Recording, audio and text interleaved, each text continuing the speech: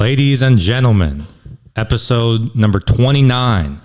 Get rocking and rolling. I got my guy, Mike Sutherland, a.k.a. A1 Fitness, in the building. I appreciate you being here, my guy. Oh, no problem. Yes, sir. So for those listening that may not know who you are, let the people know who you are, what you do, where you've been. Okay. Like you said, A1 Fitness on Instagram.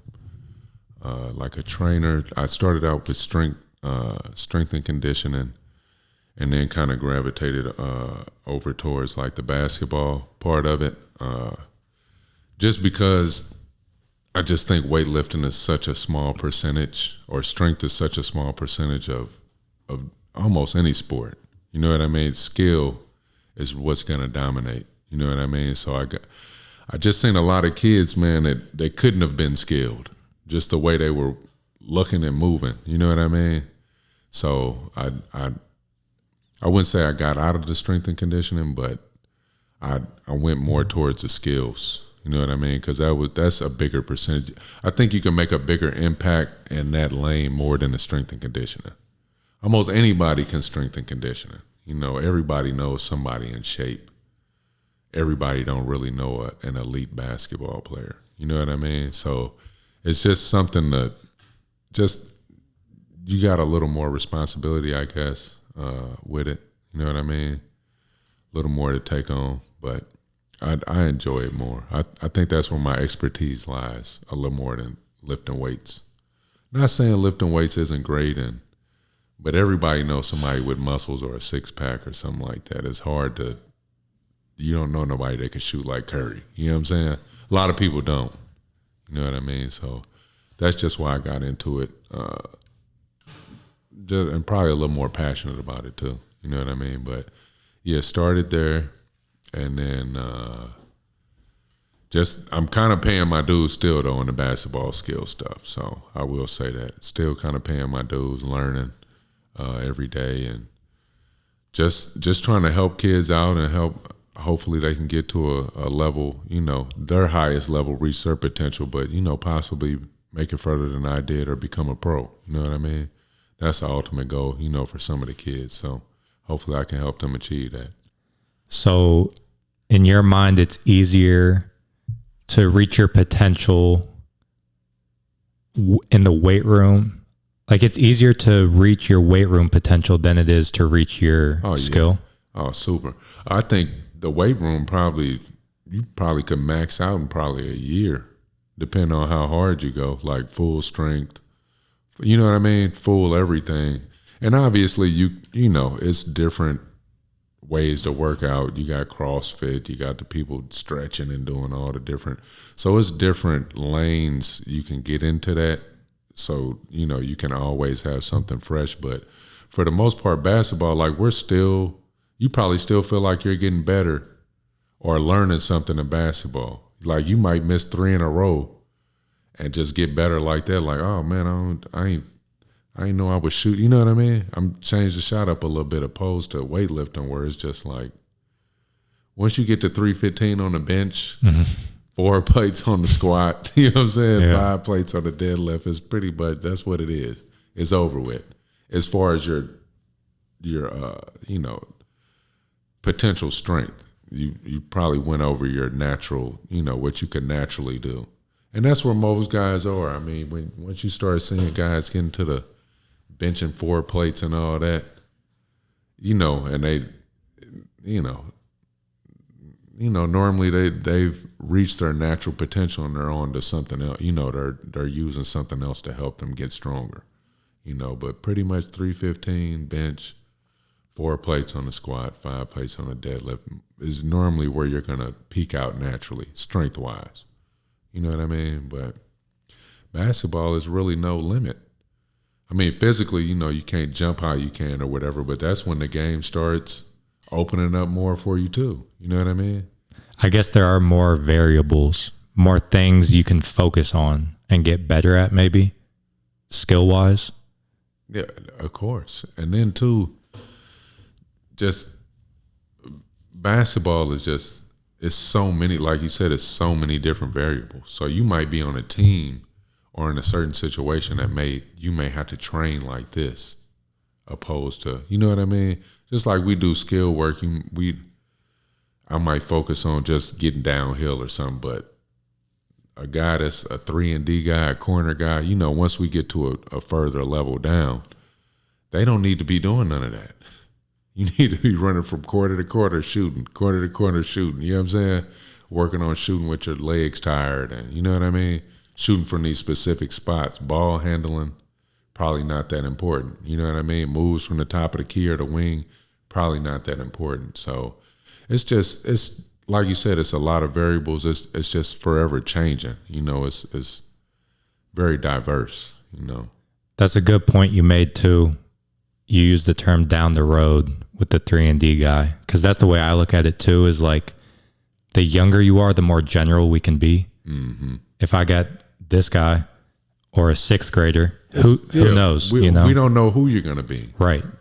Compared to an overseas guy that's going on year 15. Oh, man. He knows what his role is. He knows where he's going to get his shots. So you can be a lot more specific. Yeah, and then too, I don't think just watching Instagram and social media and all that, I don't think these people understand that part of it.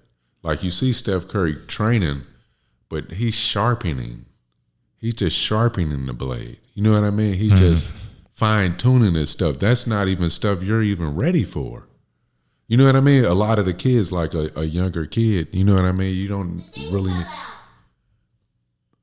Shout out to Aaron. Yeah, shout out to the lookout. Sitting on the couch right here. Yeah, just put it back in. There you go. Quick fix. But no, they'll see some of these drills maybe these higher level guys are doing, and like we were just saying, that's specific to their game, to their role on the team. And then you got, and there's nothing wrong with it, but sometimes it can be a waste of time for a kid or for somebody, on a different level than that. You're really just wasting time in there. We're doing the Steph Curry drills and all this stuff, and you really can't even shoot for it. You know what I mean? Mm-hmm. This is somebody that's, a 3-point shooter, a knockdown shooter, a marksman, a ball handler. You know what I mean? So a lot of this stuff is, like you said, specific to their game. And then when you training a younger kid, you really can allow them to be creative.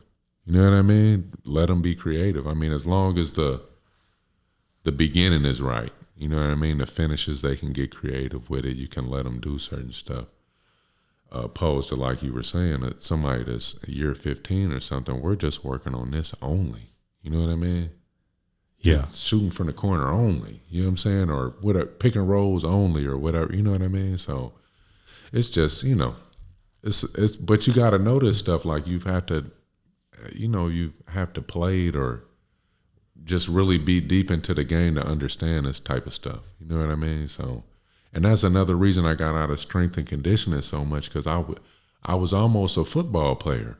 Really? And I never really played football. You know what I mean? I didn't know little nuances like the offense and the defense might not even communicate.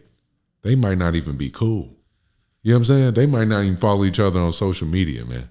Really? Yeah, that's how, that's just the game, opposed to basketball where we're all pretty much tight as far as in the team setting. You know what I mean? Like these guys might be practicing, might not, not even know each other like that, opposed to basketball that's a lot different. So I don't know. Huh. That's why I kind of got out of it. I didn't know nothing about the specifics in football. I played Madden and was a fan of it. I know all the great players and teams, but it's just something about having played the game.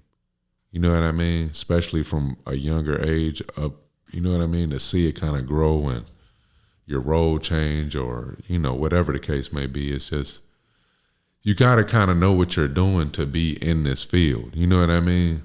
And not to knock none of the people that's still learning, because you got to learn too. Like I said, I learn every day. We learn every day, but I couldn't imagine being in something that I wasn't, I didn't have this many years of experience in. Yeah, it does give you a different perspective on things. Like I'll have times where I'm outside hooping just like with randoms at the park, and I do something, and it's just like, oh, it flips a switch isn't the right word, but it just kind of turns me on to something like, oh, I didn't think about that. And then I can go apply it to training. And I think having that perspective is important. They're playing the game. And then like if you see something like a move, you want to be able to, what you need, son? Shout out to Aaron. Again. Oh, come here. I got to fix this. Come here. Sorry, my bad, dog. Oh, shit. Oh, you want to watch something else? Aaron, what grade are you in? How old are you? 5. Oh, young buck. Yeah, he's still young, man. 5. Still learning. Pick those headphones up off the ground, son. Yeah, my bad. No, you good. So speaking of still playing, I don't know how much you're still playing, but you still have a lot of bounce. Just put it in your ear, please, son. Yeah, a little bit. I had bounce coming up. Okay, so that was my question. Was it like you've always had it? Was it something you grinded really hard for? Well, yeah. So that's the thing too. I didn't always have it. What it was is, I think in the 7th or 8th grade, my friend had got a pair of strength shoes, and for some reason, his dad, they had another pair for some reason. What are strength shoes? You don't know what they are? How old are you? But you're not 30 yet? I'm 23. Okay, yeah, makes sense. I've seen the, like, I think they're called moon boots, maybe, where they have you like walking on your toes. Yeah. That's what it is. That's what they are. They had jump soles. That's what it was. Gotcha. So that's what it was. But with that with the shoe, they gave you a tape. All right, and the tape had all these little like plyometrics you should do. You know what I mean? So, and then I never got the parachute, but that was something that they had in there, the parachute too. But I just locked into these plyometrics, high knees, power skips, power hops, karaoke. They had a couple of different, some other ones too that I probably can't remember. But I did that before every time I hooped, which was every day. Then I had a jump rope too. So just stayed jumping rope, stand on. I never did like weights on my legs. So like, I think once I started doing the weights later, it kind of took me to another level with the jumping. You know what I mean? So it kind of unlocked, because I really didn't have that bounce until I started I didn't get my bounce back till I started lifting weights with my legs. You know what I mean? Okay. So then it kind of came back. I'm like, oh, I just unlocked another part of it. You know what I mean? So that's another thing I think people don't realize. You can get bounced easy. You just jumping. That's all you're doing. Doing a lot of jumping. So I got you.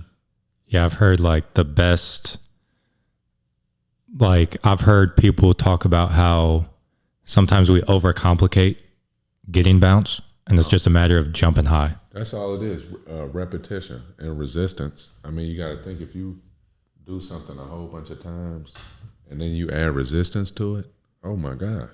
You know what I mean? And then take the resistance off, you're going to be on a whole nother level. So, it's not rocket science. But once again, looking at social media, just with the same thing with the basketball training, I was lost when I tried to get into the basketball training. I had to go get help.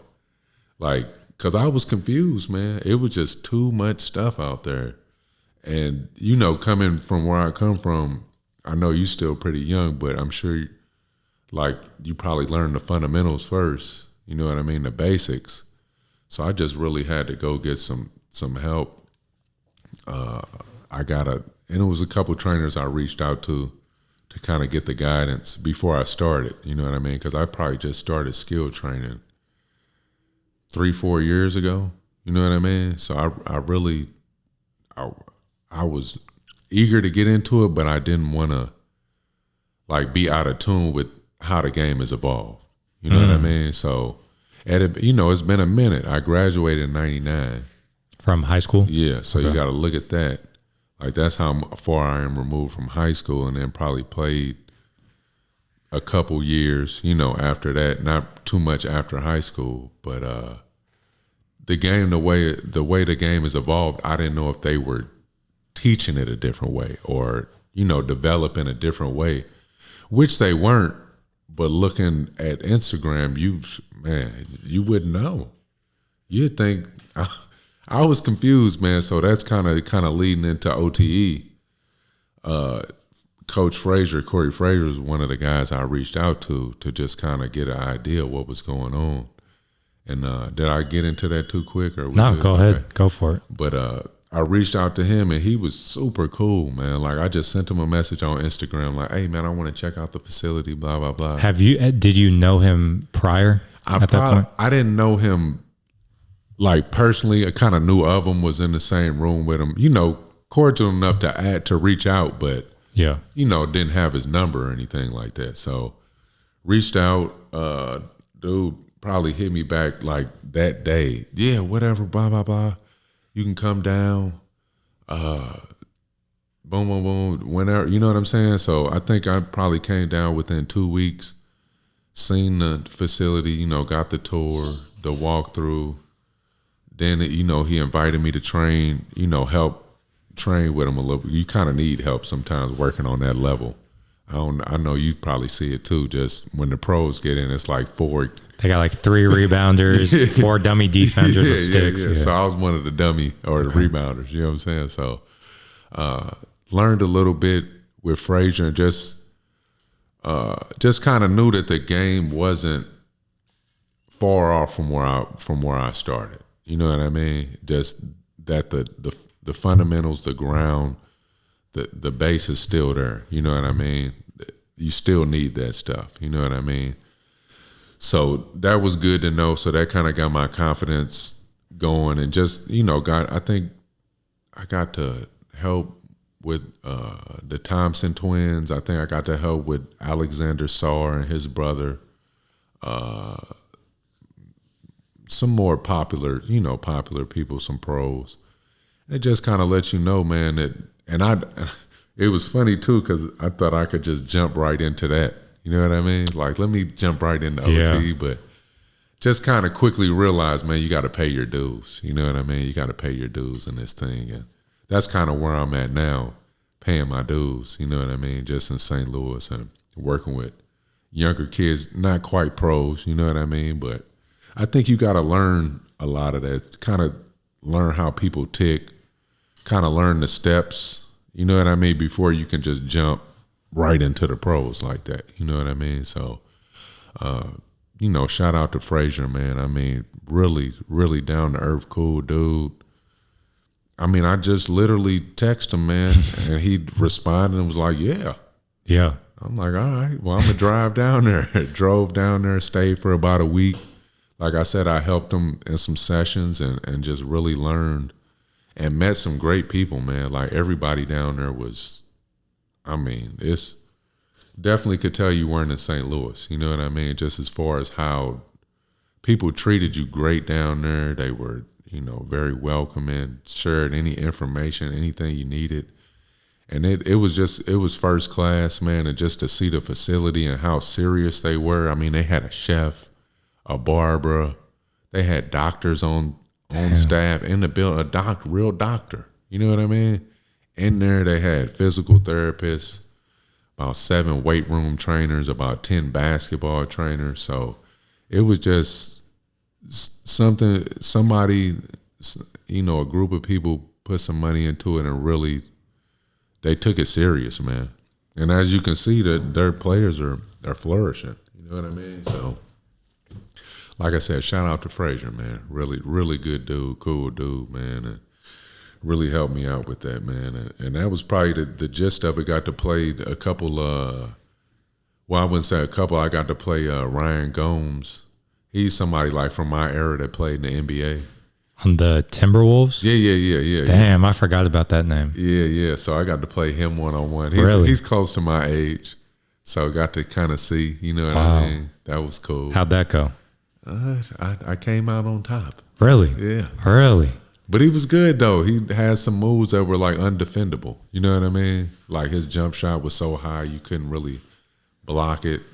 And it's been a minute since I played against competition like that to where it almost becomes friendly because they're so good. And you like, man, I can't block that. How do I get to it? You like, man, you can block it, but you gotta, you know what I mean? So I ain't played a game like that in a minute once to just where it was like mutual respect, you know what I mean? And just kind of learned a little bit, but man, it was dope, man. And then too, they another cool thing Frazier did was like, man, stay a couple more days so you can see the NBA Combine.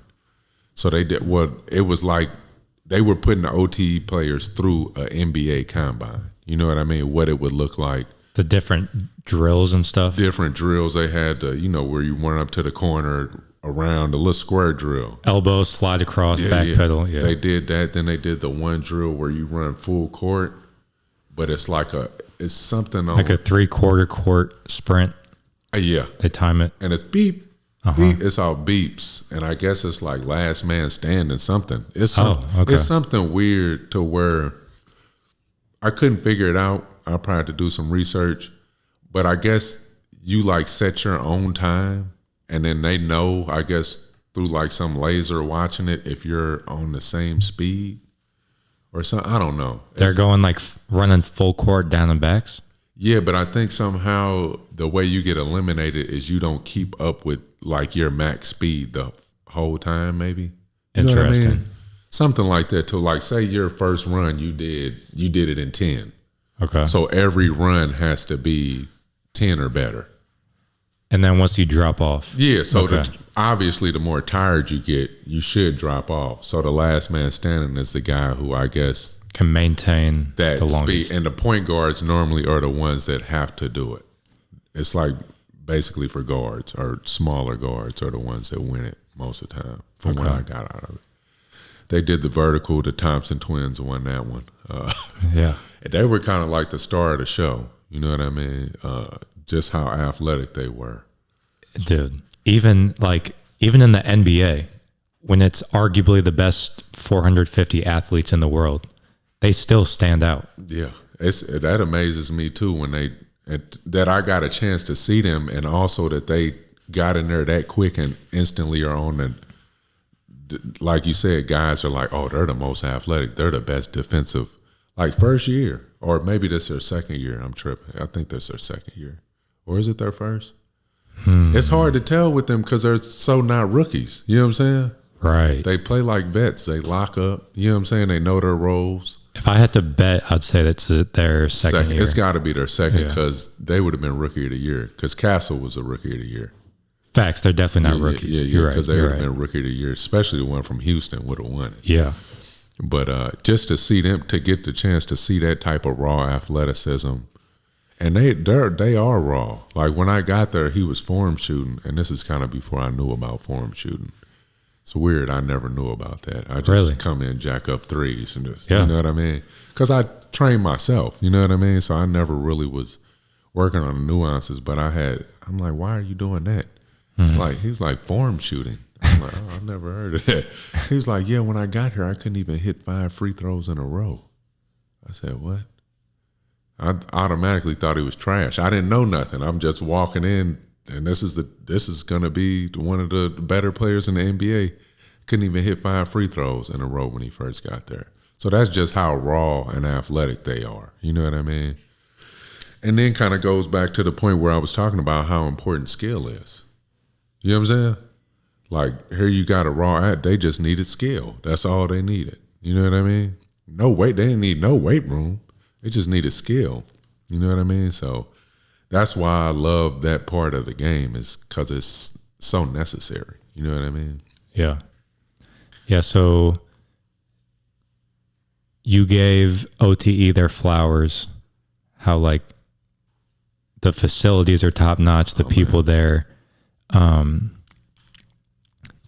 I forget exactly what you said, but it made me think of the Thompson twins, how like in my mind, they more or less put OTE on the map on the fact that they're the first guys that played there that are in the NBA.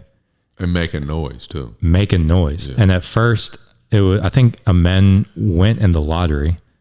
Because Because then at first, some people were like, "Oh, what's this like OTE thing? Oh yeah, is it just here for a couple years? Like, what is this?" But like, they stamped it. They stamped it. You're right. They stamped it because it was kind of do or die with them. Like when you were reading the articles before they actually made it, people were kind of like apprehensive because they didn't do any college. You know what I mean?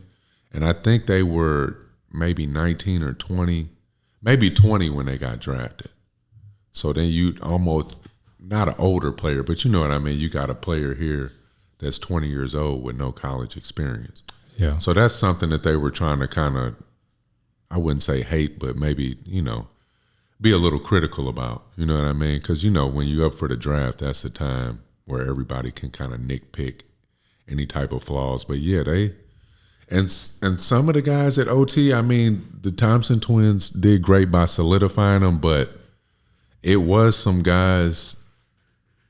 I mean, maybe I wouldn't say they had to crawl so they could walk or whatever, but it was some guys it was a couple guys down there that I seen that probably were better than the Thompson twins, but for whatever reason, this guy is still in the G League, and this kid was 6'8", 6'9", could shoot it, East Bay, bounce out the world.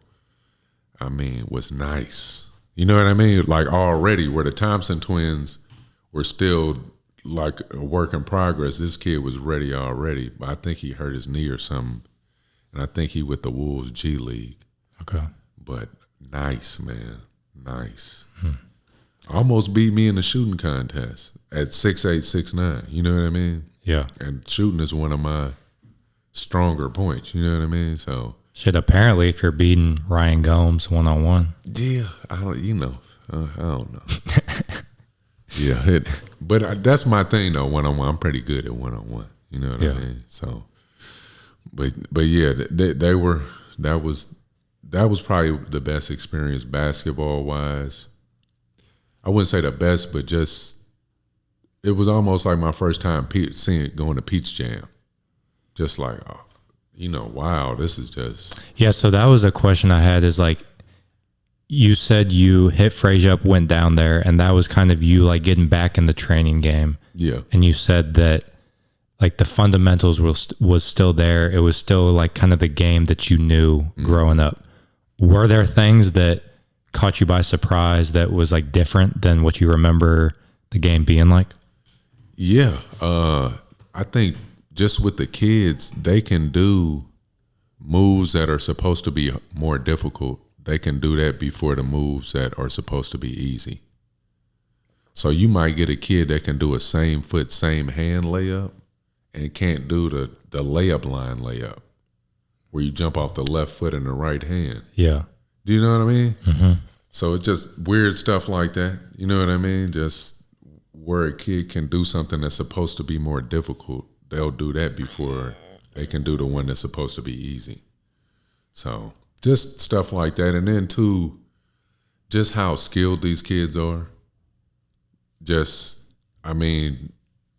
Like I said, it starts with the fundamentals, but like when you get to that higher level, it just seems like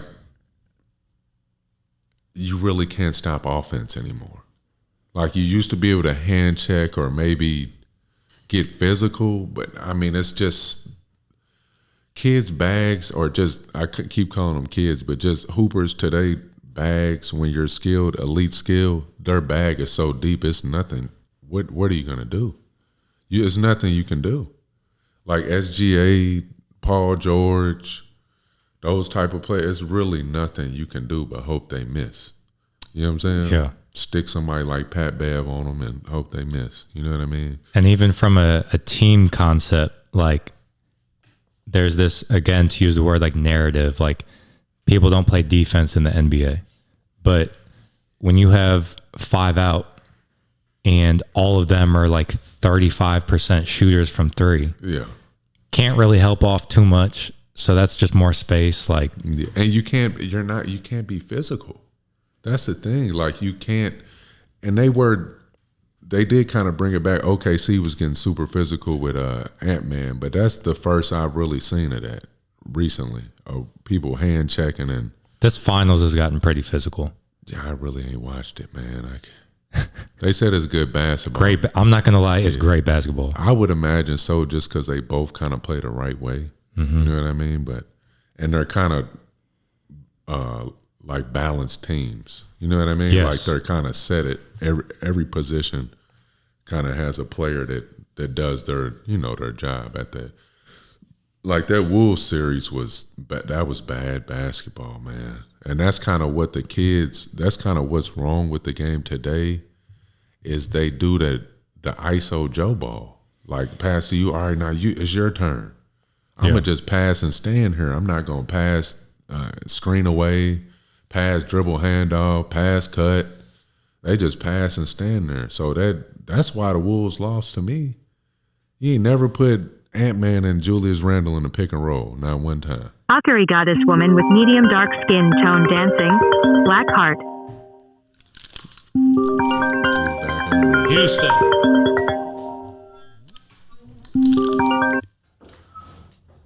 You gotta disconnect from the Bluetooth, my boy.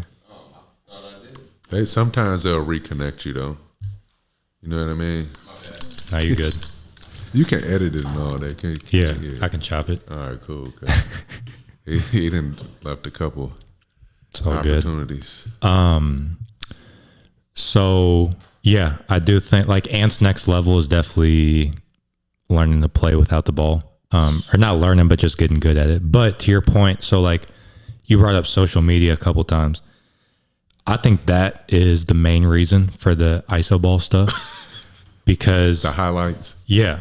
Because players I talk to, there's a couple of them, but for the most part, it's really rare for people to sit down and watch a full game. They mostly just consume basketball through TikTok in short 10-second clips. So they see, Kyrie, bop, bop, bop, bop, bop, bop, bop, shot. Not knowing that happened one time. Not knowing that his other 25 points he scored were catch and shoot, 2 dribbles to the rim, straight line drive, free throws. So I think that might be a big reason. And no, you got a point. So what I try to do with my kids is I'll go to House of Highlights on YouTube, and they'll just show you all the made baskets, and I'll put it on. And I'll say, let me know when you see a between the legs or a behind the back move, and all it's gonna be is passing and cutting for like the first 20, 30 points of the game, and then you might see somebody maybe set up a pick and roll or something with a between behind or something, then get into the basics. So that really kind of opens their eyes. I'm like, oh. I'm like, let me know when y'all see a between the legs or a behind the back. And you won't see it for like 2 or 3 minutes into the highlights, because it's all, like you said, these are made baskets. Now, you might see it a lot of times when you do see the between the legs, it's a turnover and they going down on the other end. Yeah. You know what I mean? So it's just, I love to show that to the kids, to let them kind of know, man, the game is really, it's not as fun as y'all think it is. I'd train y'all that way to kind of kill 2 birds with 1 stone, to work on your handles, work on your mechanics. You know what I mean? But you play with the ball without the ball most of the time. You know what I mean? Only a couple guys are really even allowed to handle the ball like that. I mean, now the pros is a little different because everybody is kind of a forward, but under that, it's only a couple guys that are allowed to do certain things. You know what I mean? Rest of you guys need to learn how to flash to the high post. You know what I mean? Down screens, coming off the down screens. That's another thing I make the kids do, is start on the block. Start off the block. You know what I mean? Don't start on the wing, catching the wing. Start off the block so your man has to close out. And then now you got, you know what I mean? Or just cross. You know what I mean? Something to make the defender have to recover so you can catch the ball and stride and rip and get downhill. So skills training session with A1 Fitness, you got them. So because typically you do see that they start on the wing. Here's the move, bop, bop, bop. Okay, we have a line on the wing, and then we start doing it. You have them start on the block, flash up, and then get into it? Sometimes, not normally in training. In training, I do kind of the run-of-the-mill thing, and that's just to correct the footwork, get the steps right. You know what I mean? Get their mechanics right. Let them know kind of spaces on the floor. But when we play though, so if we're doing 2-on-2, 3-on-3, 4-on-4, I'm making them almost start out of a traditional set almost. You know what I mean? Yeah. So, and we're going to start with a screen. After you inbound the pass, you need to either cut, get a dribble handoff, or screen away.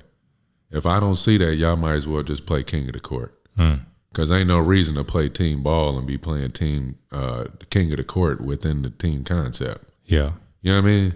So that I make them play like that. And it's not the most exciting thing, but that's basketball. That's it's a team game. You know what I mean? And it's only one ball. So, but like I said, I do most of the training session from the top of the key, just work, because these kids, man, can barely walk and chew gum. And I mean, they're crossing their legs. I mean, half these kids don't even know what a skip is. You can tell them, hey, man, between skip, they going to do the SGA where you step through. And when you tell them to step through, they going to skip. Like they have no idea even what they're doing.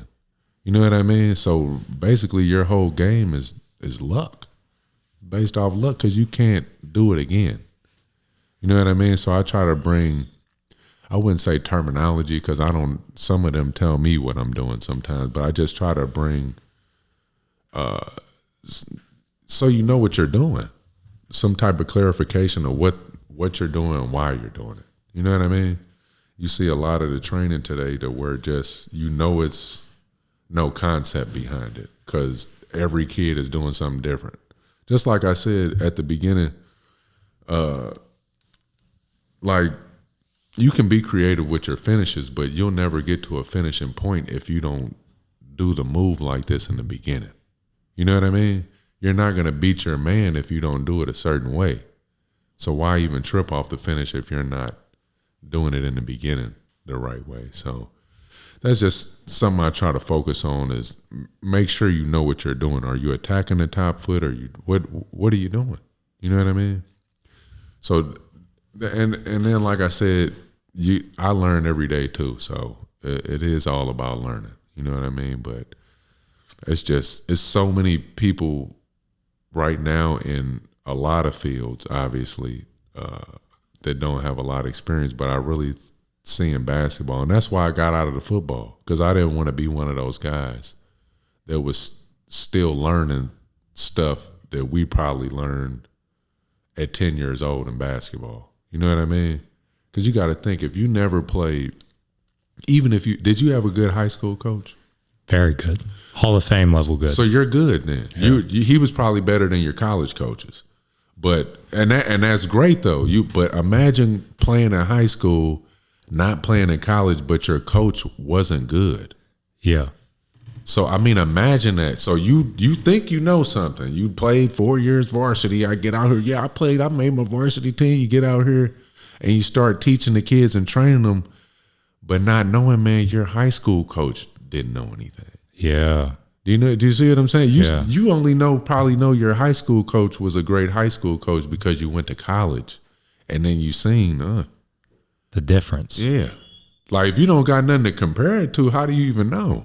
Mm-hmm. You see what I'm saying? And that's major props to you for being a lifelong learner. And you've mentioned a handful of times you're still learning, because that's so many trainers, coaches, really anybody in any field. That's a lot of people's downfall is like, this is the way I did it growing up.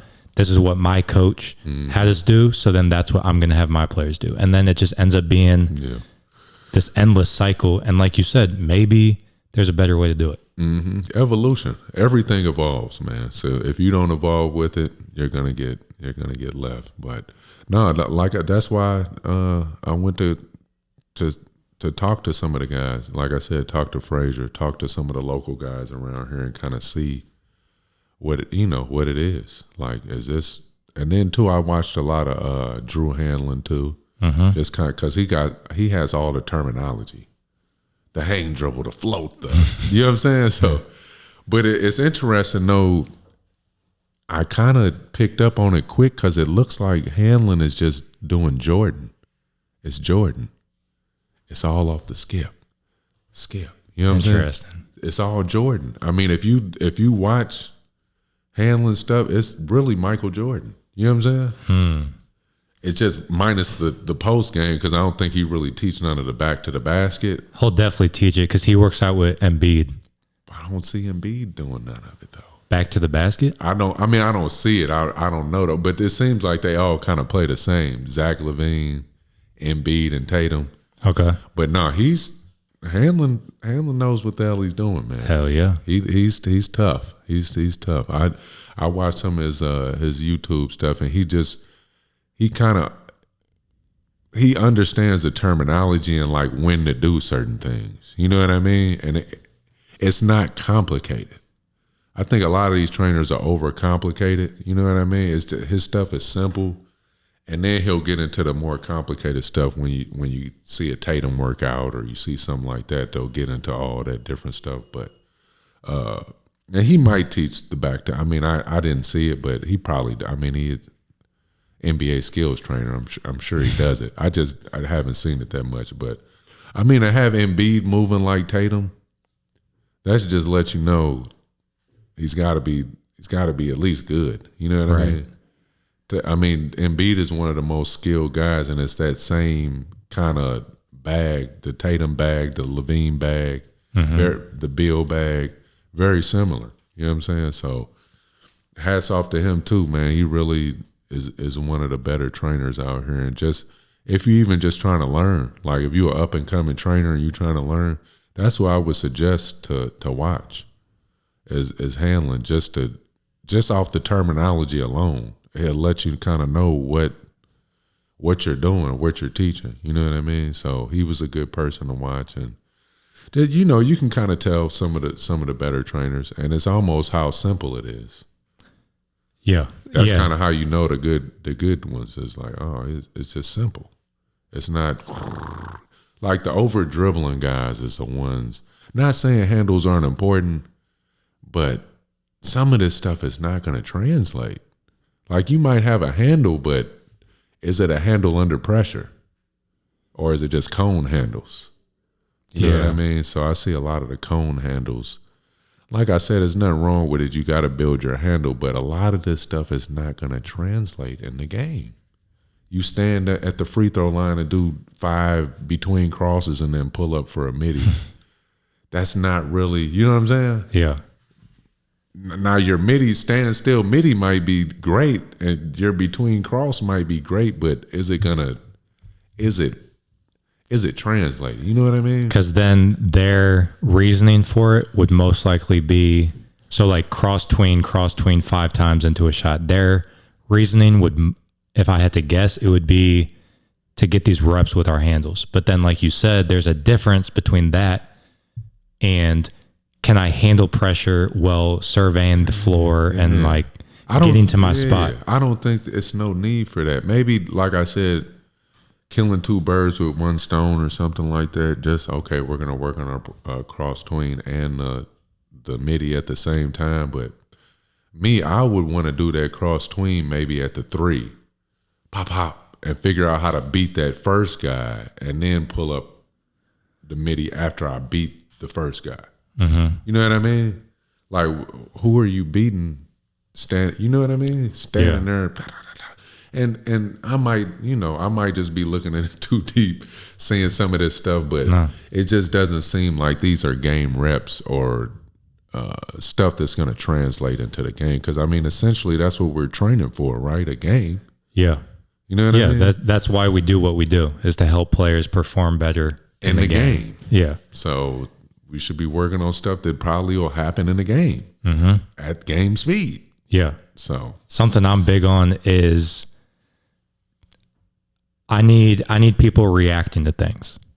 Because like you said, that's game-like. In a game, you're not really going to be predetermined, I'm going to do X, Y, and Z and then go do it.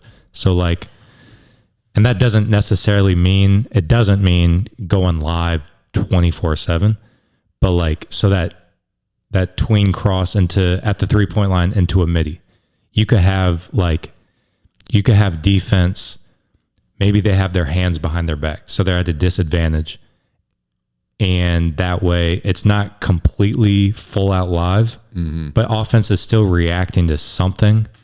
Do I go left? Do I go right? Do I get into it? So at least they're like perceiving something. Yeah. And that's the beautiful thing too about this training thing is that we all kind of got different concepts and different ways to do it. But Yes. It's going to be interesting to kind of see how it morphs and evolves over the years, because it's a lot of people doing it. Yeah. A lot of people, a lot of people. And I don't knock none of the beginners, but it's guys like me and you and people that actually have experience in this stuff. You know what I mean? That actually have done it and can tell you what's going to happen. As soon as I do this is what's going to happen. You know what I mean? And if you can't really do that, wow, I just wouldn't be passionate about being in it. I would just be too lost. And that's why I said with the football, like I was going to have to probably buy some cleats. I said, I'm cool, man. I'm good. It's too much to learn. You know what I'm saying? It's too much. It's just too, and I'm too old. You know what I mean? To take it in and then be, it's just too much. So, and then somebody had made an interesting point too. And it kind of goes to that point where you were talking about playing at the park with randoms.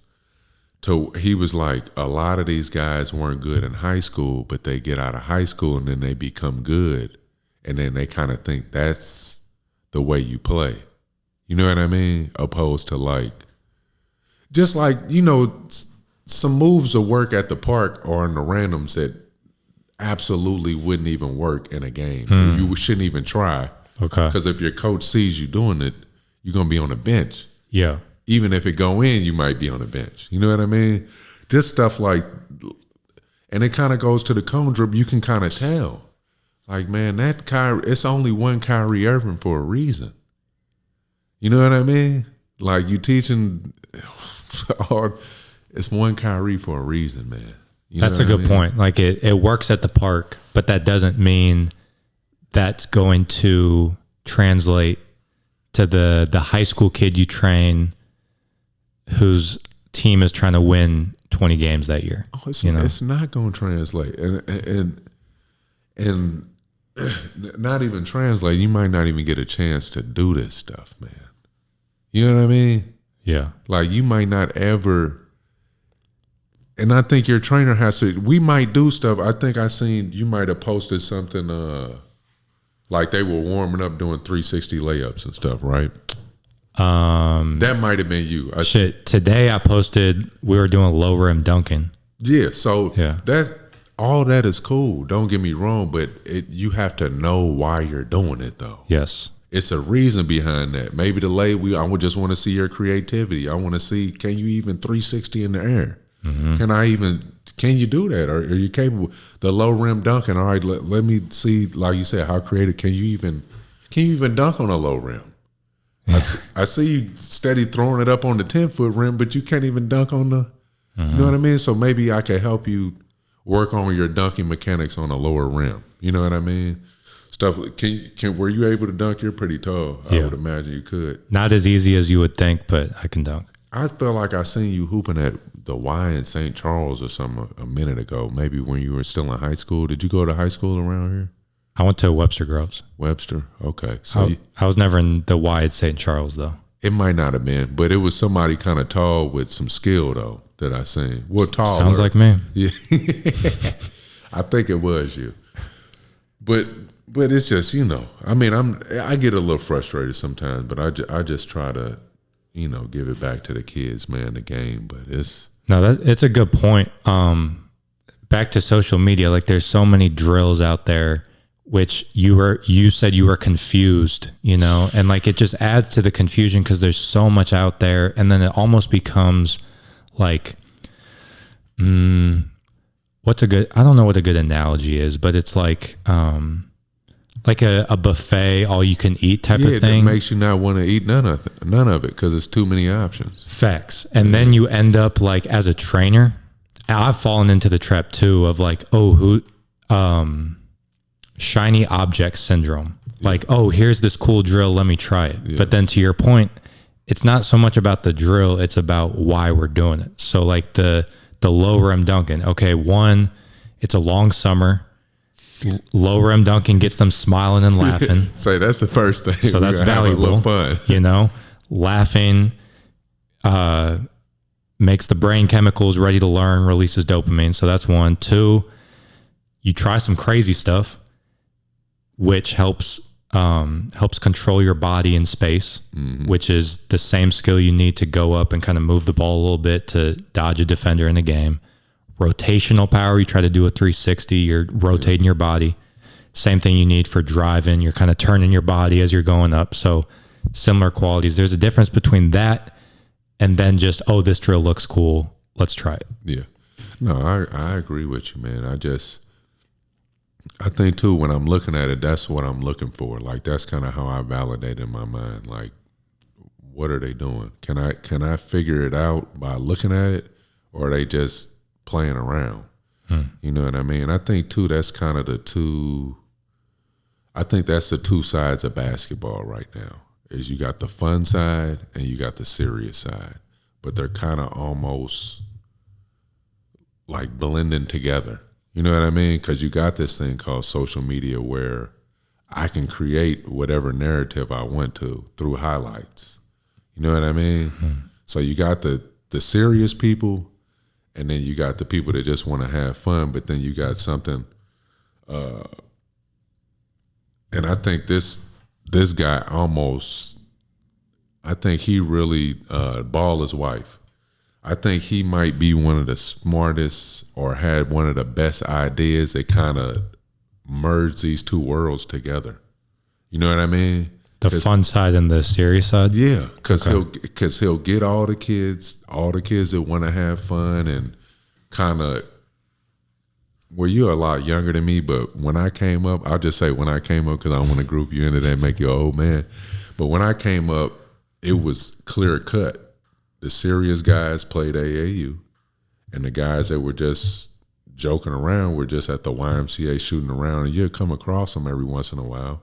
You know what I mean? But now those guys, they'll get a social media page, their dad will start a team, and then now they look serious. Because they're playing travel ball. Yeah, but they're really not, though. They just got all the aesthetics of the serious player. So that's what I do like about Baller's wife, is he gets some of the kids that aren't that serious to get a chance that was only really available for the elite kids when I was growing up. Now this is your chance, because when would you ever get to play against a top 10 player? You got to wait till EYBL, Nike, or you know what I'm saying, some type of elite thing like that, opposed to you can just go to Baller's wife camp and play one of these kids that are supposed to be the best. Yeah. And you can see. You know what I mean? So I think it's a beautiful type of thing that he's doing. I didn't understand it at first until I got really into the youth sports, to like really understand what the people want. And they want that type of stuff. They want to be able to take the pictures. They want to make the mixtape. They want to do that, just like the serious kids want to. You know what I mean? So here you go. You got the serious kids and you got the play around, but they all get to kind of participate in the Peach Jam type of setup, or, you know, the elite Nike camp, or, you know what I mean? That's a good point, that the Baller's wife camps and stuff is like a melting pot of the different levels. I never thought about it like that. Because you had mentioned like the serious group is AAU, unserious or fun is like rec league. Another way I had it described to me was before training. The way I've had it described to me is people would, back in the day, whatever era that was, like it was more common for anyone and everyone to go to the park and play, or go to the Y and play.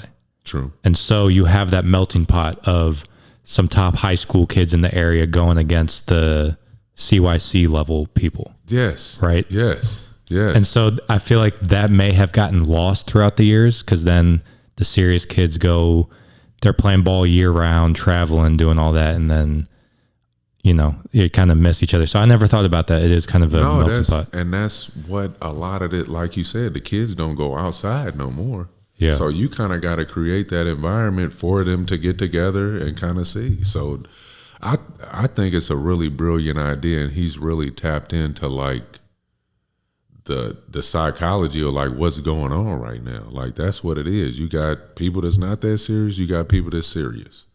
You know what I mean? Wherever, it's a big, it's people that's kind of serious, kind of not serious. It's a big thing, but it's really two sides. And then he's kind of giving these kids the opportunity to see it before. Because let's be honest, man. I mean, how many of these kids? Because there's so many kids hooping right now, but how many kids are gonna even play high school ball that's hooping right now? You see what I'm saying? So you got a large group of kids on both sides. I wouldn't say a large group on the serious side. I'll say most of them will probably play high school ball at least 2 years. You know what I mean? But those kids that never played, that'll never play high school ball and never get that opportunity to play against an elite kid. You know what I'm saying? Opposed, I had to wait till Peach Jam till I was 15 or 16 to actually see it in person. Like, oh, this is what it looks like.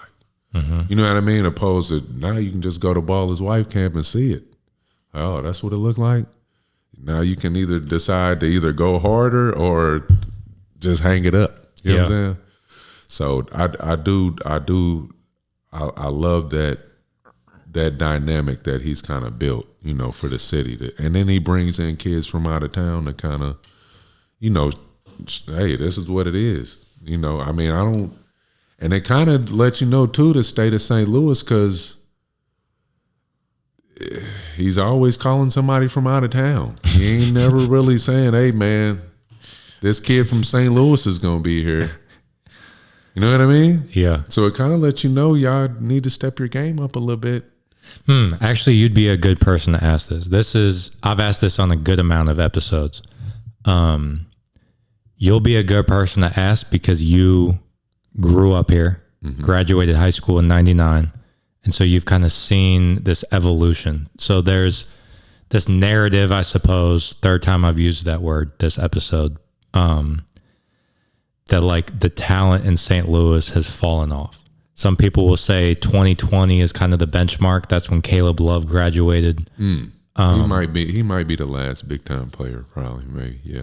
Because I mean, Jason Tatum, Duke, Caleb Love, Carolina, like a lot of high major. Tyler Cook, Jason Tatum's teammate, is overseas. Like he went to Big Ten, Iowa. So like, after 2020, there may have been this like dip. What's your thoughts on it? Because you've seen St. Louis high school basketball before I. When did Drew Hanlon leave St. Louis? He graduated in 2008. I said, when did he leave? Like, what do you mean? Did he leave around 2020 or was he already gone? Leave in what way?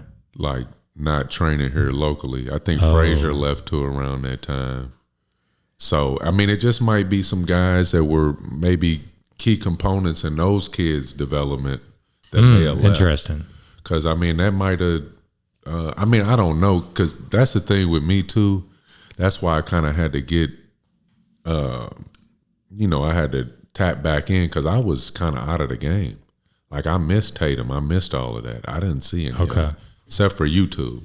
Yeah. You know what I mean? But just from what I hear and kind of know, it seemed like maybe some people that were instrumental in their development might not be here anymore, maybe. Interesting. I never thought about it like that. Yeah. I mean, I think that goes a long way, man. It's like, it's not many ways this game is played and taught. You know what I mean? It's kind of a like, you kind of got like a, when you play this game, you kind of subscribe to the rules and to how it's played, the rules within the game. So the skills is built around the rules of the game, right? So the rules really ain't changed much. I mean, a little bit. That's why you kind of see some of these crazy NBA moves. But for the most part, it's still kind of the same. So I just think really a lot of guys, like I said, that could have been me in the football world is getting out here and not really knowing what to do and how to do it. And like I said, you got to learn. I'm not knocking them or whatever. You got to learn. And if you're passionate about it, you're passionate about it. But I don't think, I mean, that's part of the reason I got into the game is like I saw kids like really not knowing how to do things that you should know how to do at a certain age. You know what I mean? You come in here trying to lift weights, but you can't hoop. You know what I'm saying? So how is you getting stronger going to help you hoop if you can't hoop? Mm-hmm. You know what I'm saying? So I think maybe Hanlon and Frazier, maybe some of the key guys that were maybe involved in some of the development, you know, maybe they're gone. I mean, that's the only thing I could kind of think of. I mean, Frazier does have a great job at OTE, and you know what Hanlon's doing. So, and they were here at some point in time, right?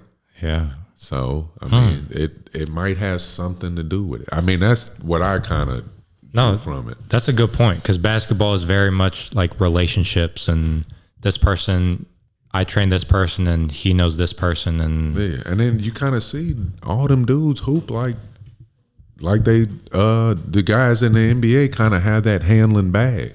The floats, the same foots, you know, all that stuff. So I mean, like I said, I was kind of out of the game, but it kind of seems like that might be what it is. Maybe some guys that were key players in the development of this young talent, they're not here anymore. And then too, the game, it's all over the place. I mean, imagine if you didn't know what you knew about basketball and you just kind of took a look at it. I had to get some help, and I think I'm a basketball expert. And just looking at it, I'm like, man, let me get some help, man. You know what I mean? And for somebody that thinks they're good in basketball, that's saying a lot, like to just how confusing it kind of looks right now. You know what I mean? Just confusing in what way? I mean, confusing to somebody that may not know, but just imagine. I mean, how many teams do you think you could name right now, AAU teams around here right now? A lot. We could probably sit here and talk for 30 minutes. So imagine you're a team you're a parent looking for a team for your kid. And it's, 50, 75 teams. I mean, it's probably got to be at least in each age group, I would say average. I don't want to say 50, but I got to say 50, because you got to think maybe these lower, maybe 25 teams in each age group. I'm talking about all levels, though. I'm talking about all levels. I'm talking about from BBE on down to your center of St. Louis, lowest you can go. I would say 25 teams in each age group, from 17 down to, let's just say 13. I'd say 25 easy. Easy. Yeah. You see what I'm saying? Because then, so back in your day, you finna say exactly what I know you finna say, but go ahead, though. I just want to ask, like, what was it like? Because I've heard it's like... No, you had 2 or 3 AAU teams, and you had Gateway. Gateway had just came out. You had the Eagles. And then you had this team, Pee Wee, the coach from Burroughs. Yeah. Used to just a practice jersey team, but they had some elite kids. So nice. You had those 3. That's it. 3 of them. That's it. Everybody else, I don't know what y'all doing. I couldn't tell I don't know what they was doing. But it was still varsity players out there. They were probably playing in the Kriegers, in the summer league or something. Yeah, I think that's what they did. They'd just do a big summer league for all the kids that didn't have an AAU team. You know what I'm saying? So that would be what they did. They had like a Bonner Youth League. They had different, leagues you would play in. Or you would just get it in with your high school team and wait for them to come with the summer, the summer camps and stuff like that. Yeah. But yeah, it was the Eagles, Gateway, and Pee Wee's team or some other practice jersey team that was probably elite, but just was getting the kids that didn't make Gateway or the Eagles. And do you think, because I can see arguments for both, do you think that is better, worse than it is now? AAU? The fact that back then it was only 3 teams, now it's anyone can play. I think it's worse for the lower skilled players. I think it's great for the players that are still good. I think it kind of confuses and mucks it up for the kids that is kind of lower level, but the higher skilled kids still got the same opportunities. Yeah. They still can play for whatever team they want to play for. They still don't got to try out. You know what I mean? It's pretty much the same. I think it's more opportunities for them. It's more confusion for the younger, for the less skilled guys. You feel me? That makes Once sense. you're on that level, you're on that level. You know? Yeah. You kind of privy to the same type of stuff. But the lower levels, it's just more confusion because then you got shit is probably, and it goes to the point though, how many EYBL teams do we have in Missouri? We got 2, right? We got MoCan and BBE, right? Yep. But how many BS teams do we got? You see what I'm saying? Mm-hmm. So that just is, you still only got 2 top tier teams as far as Nike. You know, you still got Under Armour and all that stuff, but let's just use Nike. Still only got 2 of those, but you got 1 million, you know what I'm saying? So I think the opportunity is still there for the higher level kid, but the lower level kid, man, it's just a bunch of mess and confusion to me. You know what I mean? And to me, that's kind of where the problem lies, is because now the kids that used to be under the radar, now they might just get lost in the sauce. You know what I'm saying? Opposed to, because there's so many teams. You know, like I said, that practice jersey team might get the kid that'll get lost in the sauce now.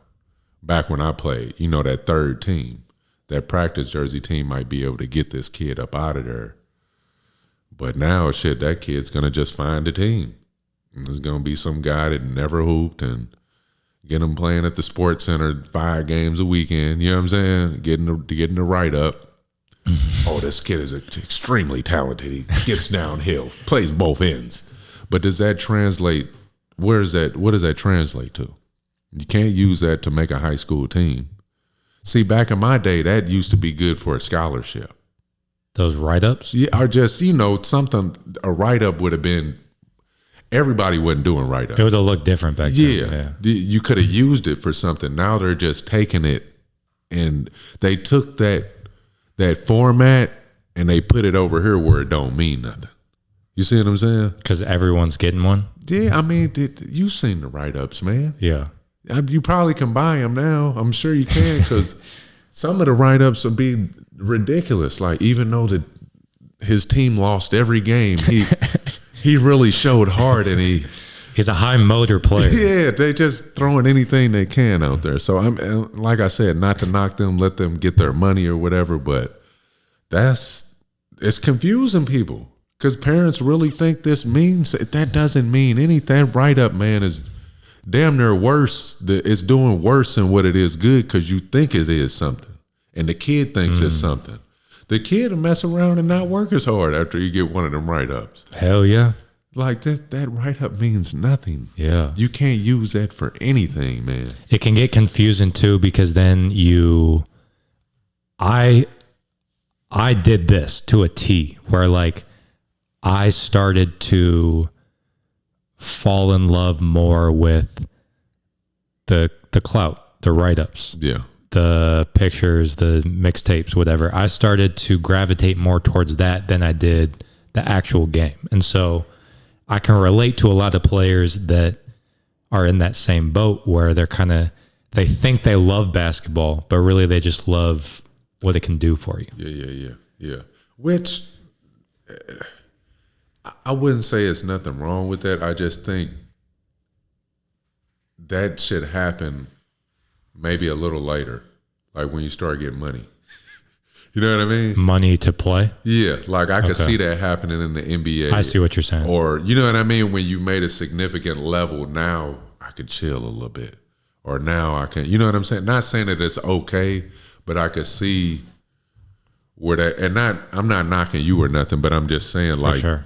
That's where it sounds better to where, okay, I made it to this level. Now I can chill. Okay, you actually can, because you made it to the league or you made it overseas. Not saying you actually can, but because people will pass you if you take your foot off the gas. Yeah.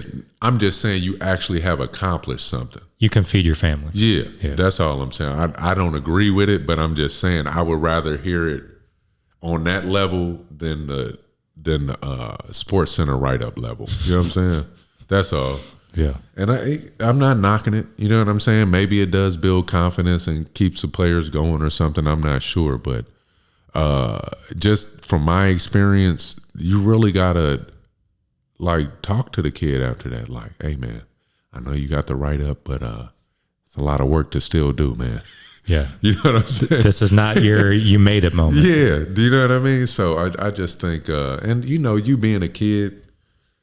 Yeah. I mean, yeah. I understand 15, it. 16, heads in the clouds in general. Like, I understand it. You know what I mean? But I just think that's kind of, you know, it's kind of, and like I said, it's giving that side this side. Because, you know, the 5-star dude is going to get a write-up. yeah. He's going to get a write-up. You know what I'm saying? So now you kind of bringing that serious side over to the play side. Do you see what I'm saying? Mm-hmm. So they just kind of took that format and brought it over to the unserious side and then kind of made it fun. Opposed to, you know, them write-ups, you like really had to, and then once you got a write-up back in the day or they're coming for you. They're coming. You know what I'm saying? They're coming. They want that. Now it's just kind of like, yeah. You know what I mean? Now you kind of don't even know. And then too, they got the rankings now before high school where like me and you could just start our own recruiting ranking service. We could pull up at a camp, pull up at a 7th, 8th grade camp. You know what I'm saying? Yeah, I like that kid. Yeah, you'll be number 5. You'll be, you know what I mean? Yeah. And that's what it is. Start an Instagram page. Now we're recruiters. You know what I mean?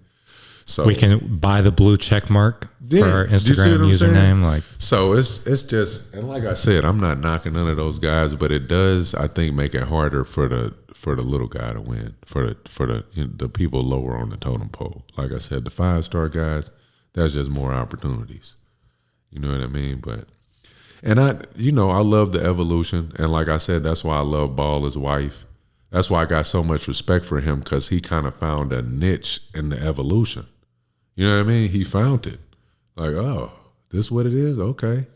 And I love that. Like, it took me a minute to understand, like, what it was. But now that I, like, understand what is giving these kids an opportunity to do, it's just like going to Peach Jam when I was 16. You know what I mean? You probably never heard of Corleone Young or Corey Maggette or Jerron Rush. Corey Maggette, Charlotte Bobcats. Yeah, no, you heard of him, but Jerron Rush, you never heard of him, have you? No. Corleone Young. Where is he from? Kansas, I think. I think I've heard of him. Yeah, straight to the league out of high school. Like this.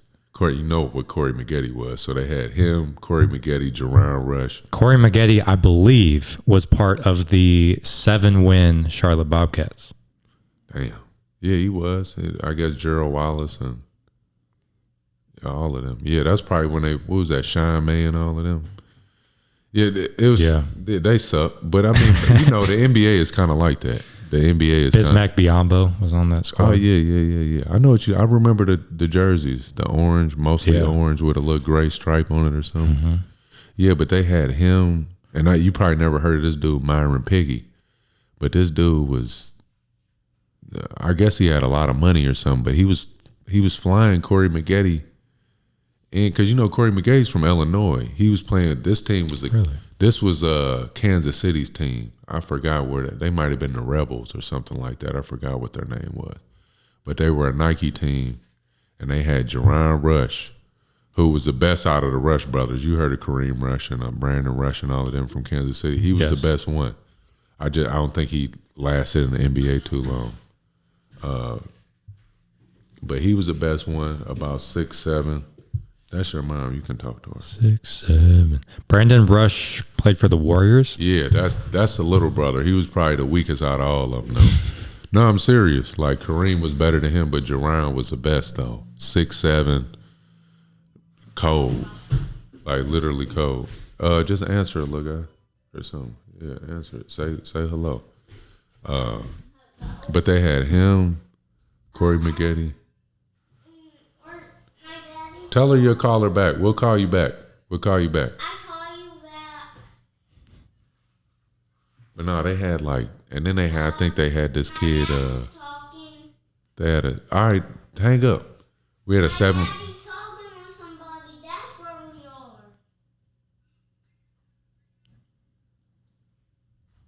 Hang. We'll call you right back. But yeah, just seeing that though, man, just to see like 3 NBA players on one AAU team, you know what I mean? And just see how big they were, just how skilled they were, athletic. And then I think I played up too that year. Well, just for that. Who did you play for? For the Eagles. Nice. Look out. Stop talking, please. Shh. Love you. All right, you need some help with that? Come here. Bring the phone. I'm going to feed you after this, son. I'm sorry. I love you. Here, we're going to call you back, okay? Here. Sorry about that. Here, look out. Here, look out here. There you go. But yeah, just seeing that the Peach Jam, I think Illinois Warriors were there. They had Quentin Richardson, Cordell Henry, Dennis Gates, who's the coach of Mizzou right now. Yeah. Lance Stevenson, I think. That a lot of them went to DePaul at the same time. That they were loaded. Then we played against Riverside Church. That wasn't with Ron Artest and all them at once. Lamar Odom, you heard of that team? Yeah. It wasn't them, but it was the year after them. So they had about 3 NBA players on the team. Played against Steve Blake. You know who Steve Blake is? Yes. There's a clip of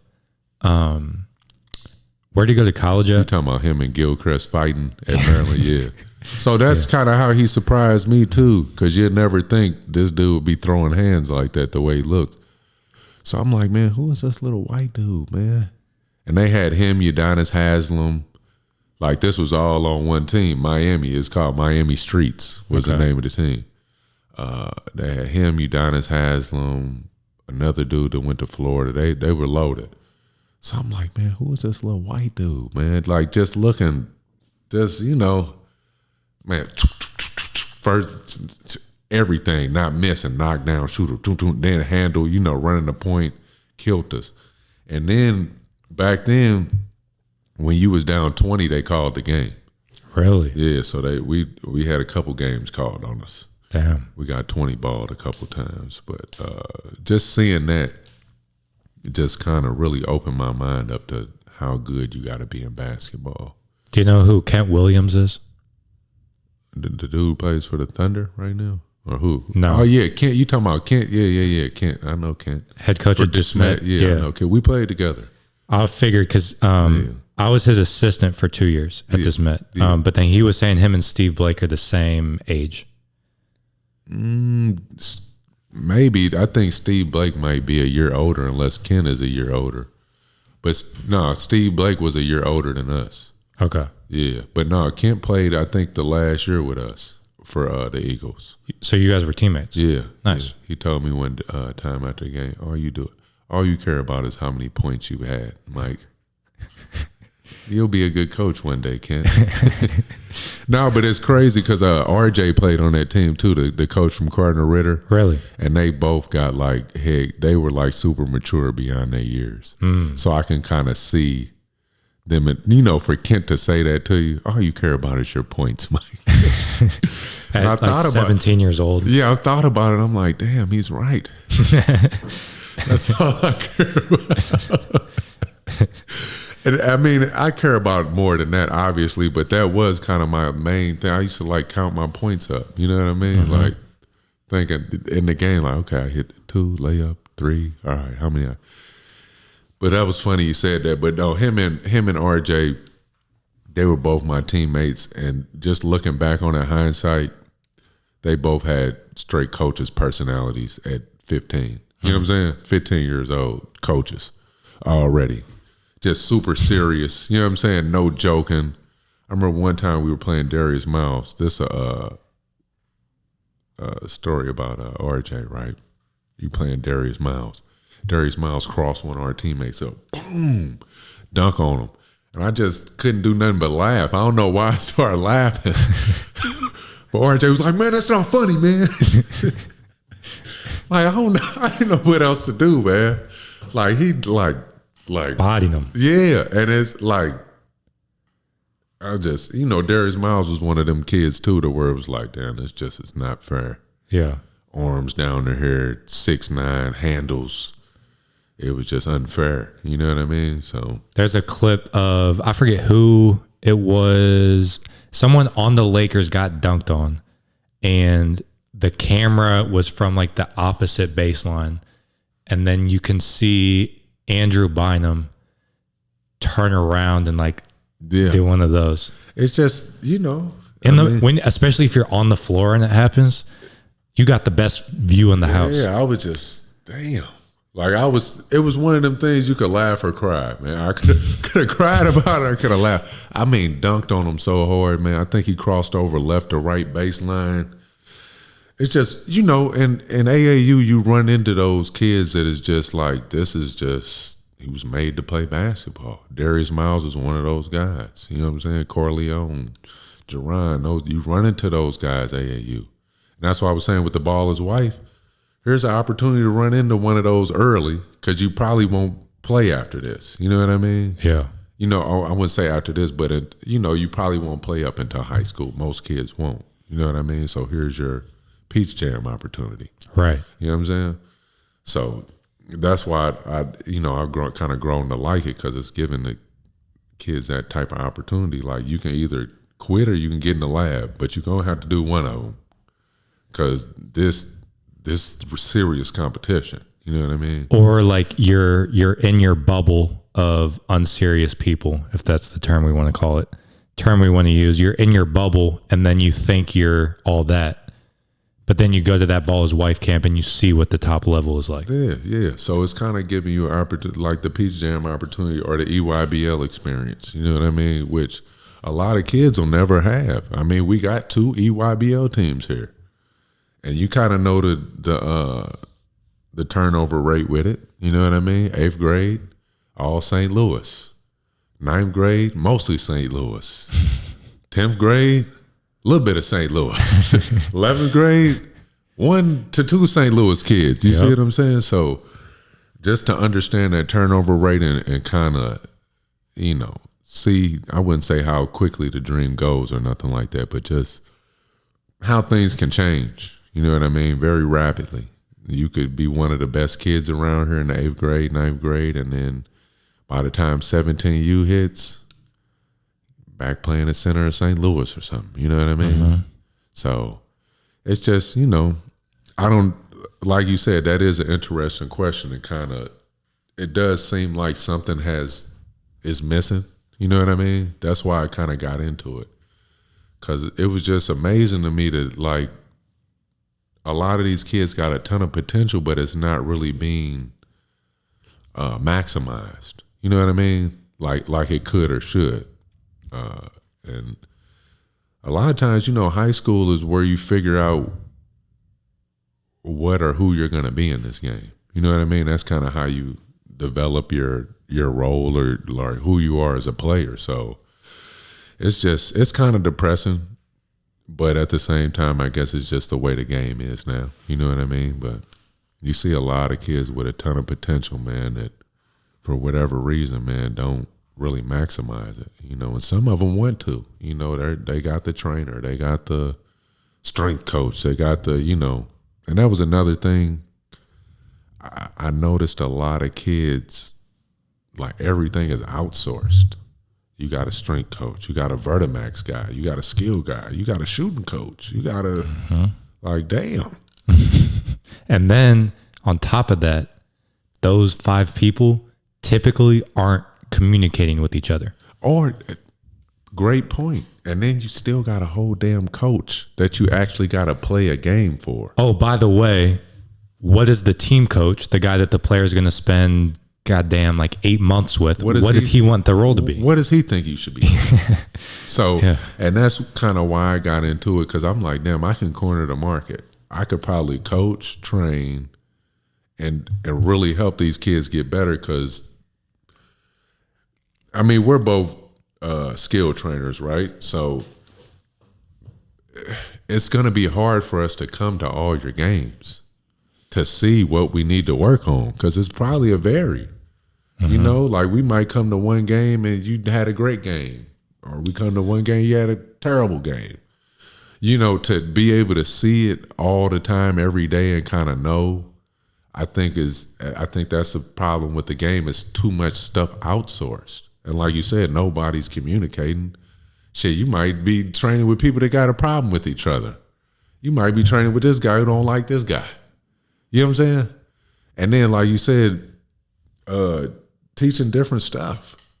You know what I mean? Or just, you know, it's just a lot of confusion right now, man. That's why I'm glad we got people like you in the game and like me that actually have experience in the game. That's so important, man. And experience, but then also like you realizing I have room to improve. Oh yeah. I'm trying to learn from other people. Humble, bro. Yeah, humble. yeah. Absolutely. And then too, that's the thing with basketball too. It's not easy to be humble all the time when you're good at something and you're around people that's not that good. Just like I was telling you with the one-on-one with Gomes, that was a time where I'm, you know what I'm saying? I'm kind of in a humble position. This is an NBA player. I'm trying to learn. You know what I mean? Opposed to just anybody around here. A lot of people around here don't even know any, like you naming old players and stuff. Like, what was I just saying? So Starlito, you like rap, don't you? So Starlito, Step, you know who that is? You might Heard of him. So they got a group called Step Brothers. It's him and this dude named Don Tripp, right? Dude said one of the hardest bars yesterday, but you're not gonna understand it unless you're a straight hooper. Who is it? Who is this, man? Hey, we're gonna call you in 5 minutes, okay? Yeah, I'm all right. Okay. I'm gonna pick him up. Yeah, but we're far away, so I'll let me call you in 5 minutes, please. All right, thank you. Back to the bar, though. The man said the hardest 16 since Peja. You didn't get it, did you? And it's okay. You know who Peja Stojakovic is, don't you? The Kings? Yeah.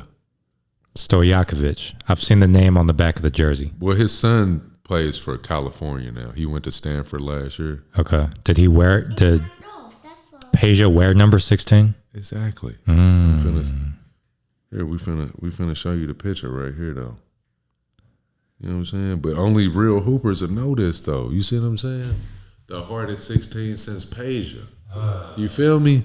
See, he talking about 16 bars, you know what I'm saying? Yeah. Or whatever they call it. But you see what I'm saying, though? I heard one, you know who Russ is? Yeah. He had one, so his name's Russ, but then I forget what the lines were before, but he said, Russ is tripping Michael's final shot. Because the dude he crossed up, his last name was Russell. Oh. So I'm like, oh, damn. Oh, Michael's final shot. Russ is tripping. Oh, and he did kind of fall. He did fall. That's pretty tough. But that's what I'm saying. You got to be a hooper to know this. Kind of like when you just watching basketball and you got to know certain stuff. Like, that's how you got to know. See, with that, you had to know rap and basketball, right? Yeah. That's how this basketball shit is. You got to know what to look for. You know what I mean? You got to know what to look for, man, with this stuff, man. You want to watch Bag Work? All right. Julian Newman? Yeah. But that's... Dude's actually nice, though. Julian Newman? Yeah. He just little. He's like his He's size. tiny.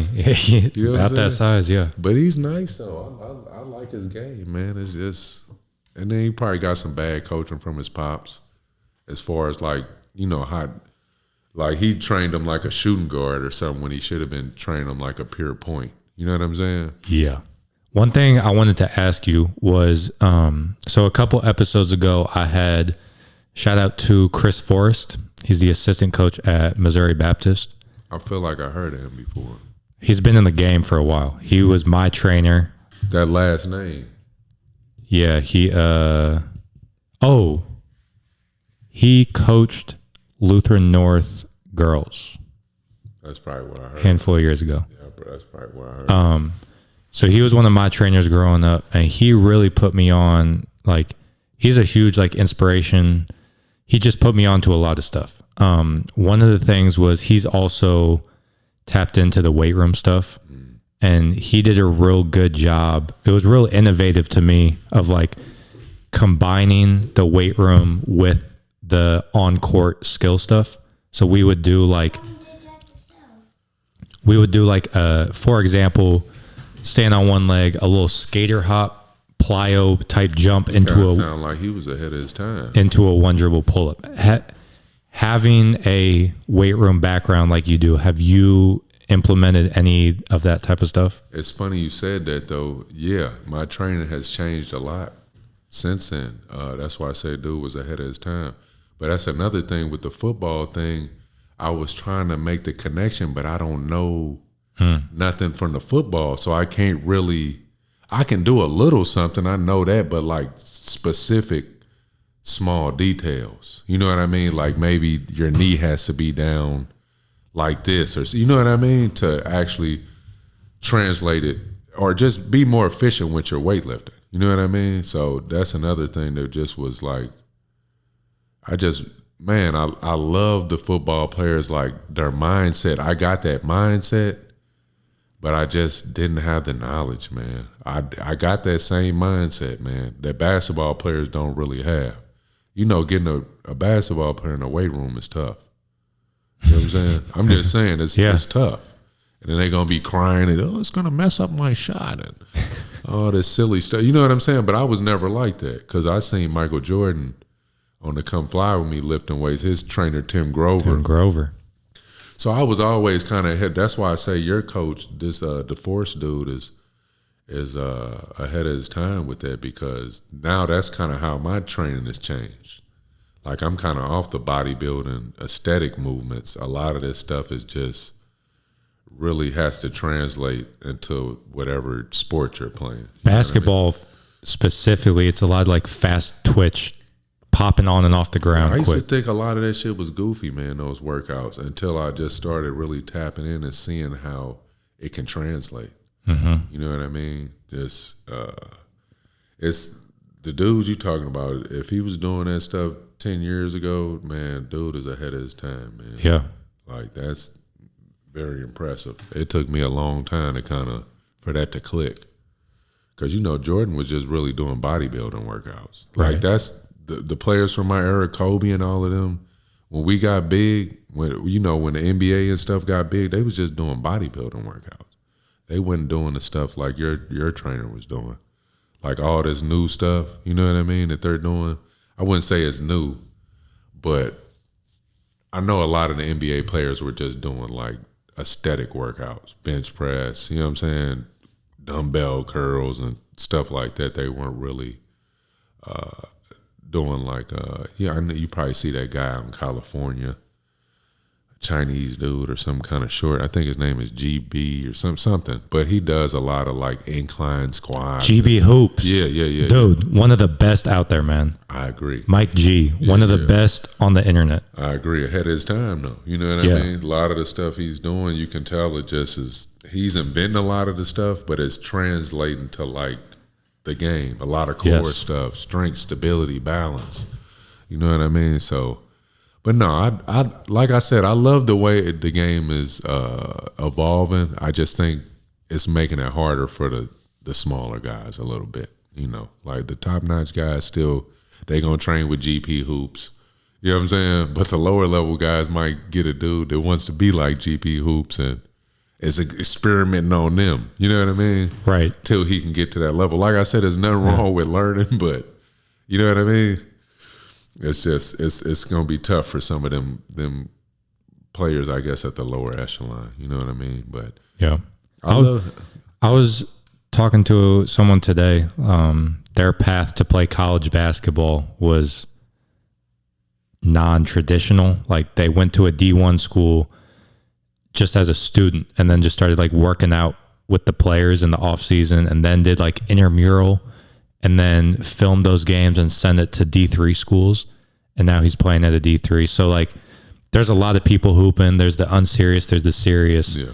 But and you got guys like that story where now he's serious. I'm sure he was unserious for a long period of time, but he put the work in. Yeah. He had the marathon mentality, day by day, stacking days, and now he's where he's at. I like that too, though. I think I just seen a kid that I used to train. He just signed at UMSL. I think he came from a D3. So he just committed. Yeah. Like today or Demetrius. Yeah. Damn. I know his last name. I can't think of it right now, but he just committed.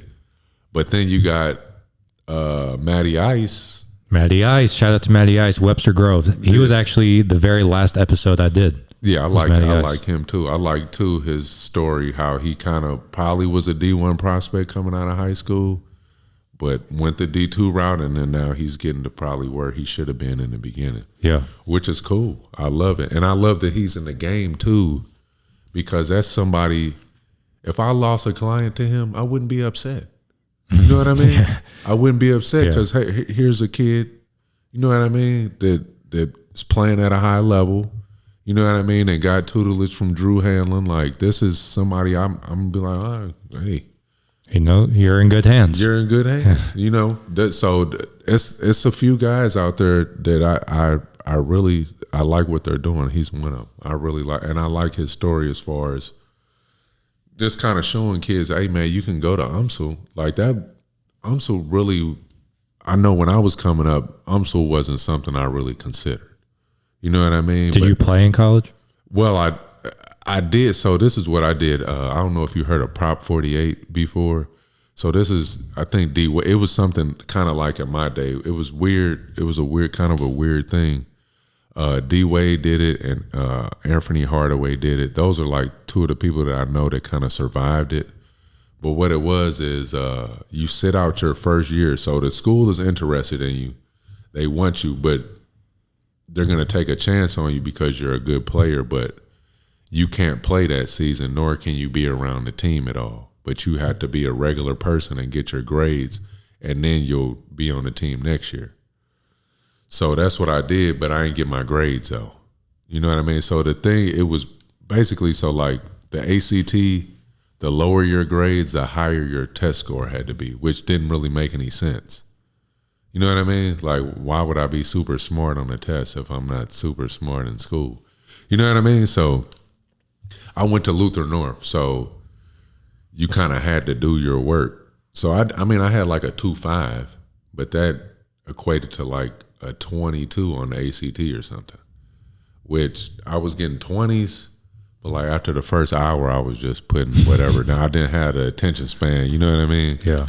To do it. So, like I had some big offers, and I think that's kind of with the Kent thing too.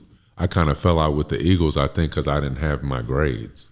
So somebody like Kent who had their grades, they could sell him more than they could sell me, even though I probably was better.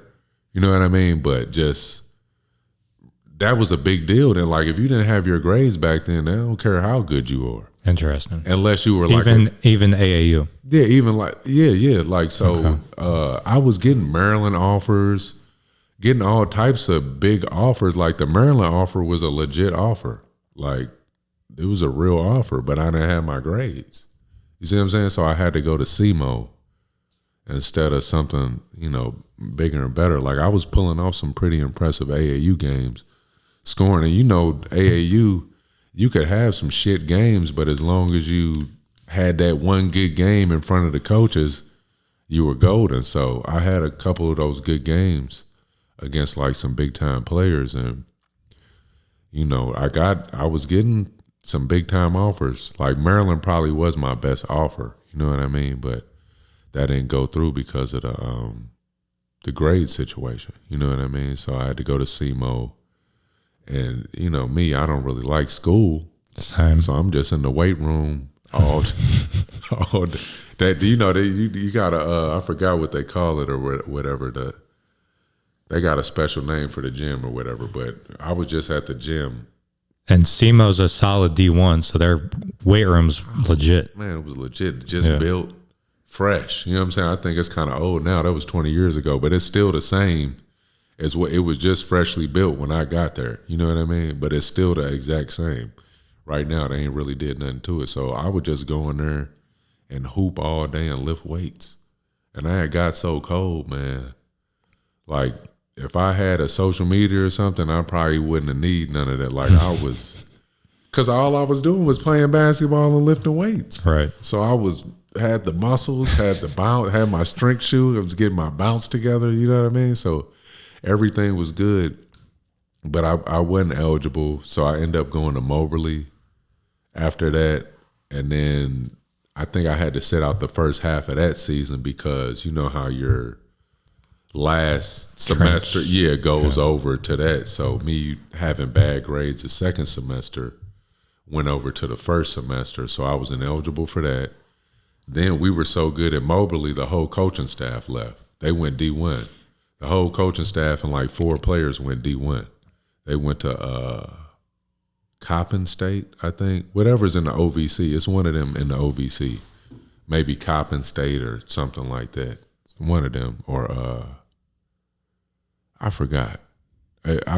When I think of it, Chattanooga, Tennessee or Chattanooga. Chattanooga. Yeah, that's where they went. They went to Tennessee, Chattanooga. The coaching staff and like 3 players. So the coach that came in after that was like, I'm starting fresh. So then I went to Pensacola. Same thing. I had to sit out the first semester because my grades were bad. You know what I mean? Or I might have been rehabbing an injury or something. I forgot what it was so long ago. But I was ineligible. You know what I mean? So you know how the first half you're building the season up. So I always had to try to break into the rotation. And it was just difficult. And then I had different coaches. Like my first coach at Moberly, you could do whatever the hell you wanted to do. Then my second coach, you know, I was just a little confused. Like, what is this? My first coach, I could shoot from wherever I wanted to do, play whatever. Then the second coach was like running the Spurs offense to where you catch it in the corner. Don't shoot that one. Pass and cut through. So, like, we're literally playing in the game, and the other team was like, man, they can't shoot the first pass. You know what I'm saying? So it's kind of just a big contrast, you know what I mean, from the first coach to the second coach. And just knowing what I know now, I probably would have just went straight to JUCO out of high school instead of trying to get eligible at SEMO. You know what I mean?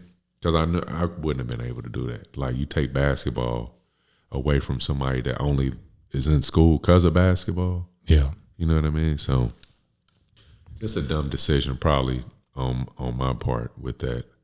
And then too, kind of being good kind of cursed me too. Just not knowing that's not all you had to be. You know what I mean? It's much more than just being good. You're more than just a hooper. Yeah, you had to have the characters. You got to have all this other little stuff that I had no idea about. You know what I mean? I just thought, okay, East Bay, shoot Curry range, you good. That's league. You in the league. You know what I'm saying? So I was just a little confused with it, but I think that's why I got a lot to give back to the kids too, though, because I was very good. I just didn't have that other part down. You know what I mean? Let's sit down for a second. We'll be done in a second, little guy. He probably starving though. Yeah, I was about to say we can wrap it up. Yeah, when we talk hoops, I just get to flowing, but little man's probably hungry right now. Yeah, super hungry. So we'll wrap it up. The way we usually end it is any last anything that you want to speak on. Words of wisdom, summarizing the main point we've touched on, really anything that's on your chest that you want to get off. And then number 2, plug away where people can find you, Instagram, all that. A1 Fitness on Instagram. And then too, I just maybe touch on that point you made about the D3 hooper. Man, this is a journey, man, filled with peaks and valleys, ups and downs. So if you really committed to your dream, don't give up. You know what I mean? Don't give up on it, because, man, we done heard some crazy stories, man. That one you told me was crazy, but it's crazier ones out there. You know what I mean?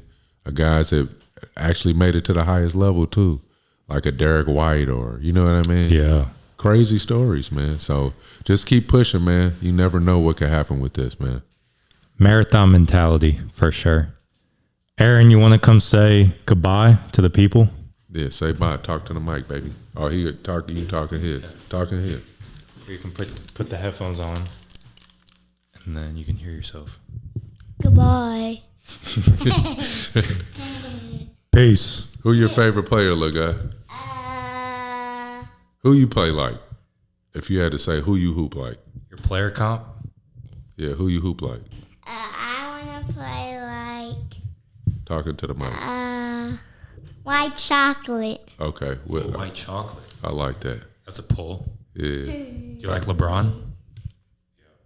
Not like that, though. He don't really be watching the highlights. All right, say peace, and then do this to the camera. Peace. All right, dope.